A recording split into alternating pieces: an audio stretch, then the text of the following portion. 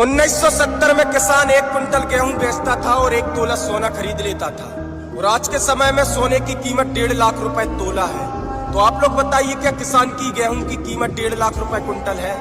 नहीं है। तो आप लोग खुद सोच सकते हो कि हमारे देश ने कितनी तरक्की की है। किसानी में यूज होने वाली दवाइयां महंगी हो गई, खाद महंगा हो गया, बीज महंगा हो गया, डीजल महंगा हो गया, मजदूरी महंगी हो गई, और किसानी में यूज होने वाले सारे यंत्र महंगे हो गए, लेकिन किसान की फसल के दाम महंगे नहीं हुए। जय जवान, मुसीबत में किसान।